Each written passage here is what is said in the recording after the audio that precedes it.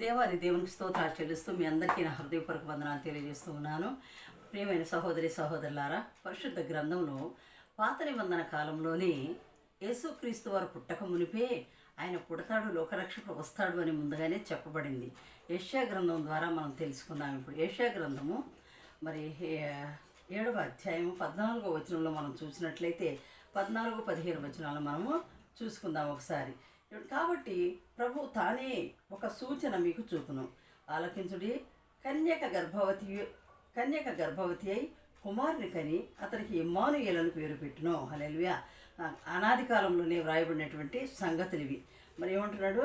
ఆలకించండి, కన్యక గర్భవతి అయి కుమారుని కని అతనికి ఇమ్మానుయేలు అని పేరు పెట్టును. హల్లెలూయా.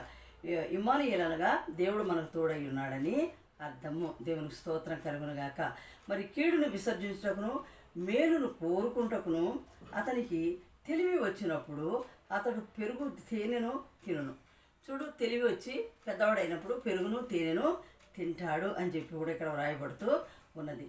కీడును విసర్జించుటకును మేలును కోరుకుంటకును, చూడండి, కీడును విసర్జించుటకు మేలును కోరుకుంటకును ఆ బాలునికి తెలివి రాక మునుపు నిన్ను భయపెట్టు ఆ 2 రాజుల దేశము పాడు చేయబడును. ఆ 2 రాజులు ఎవరండి? దేవునికి స్తోత్రం కలుగును గాక. హేరోదు రాజు, అలాగే ఇంకొక రాజు ఉన్నాడు. హేరోదు రాజు, ఇంకొక రాజు ఉన్నాడు. దేవునికి స్తోత్రం కలుగును గాక. అది మీరే చెప్పండి. హల్లెలూయా. ఫరో రాజు, హేరోదు రాజు.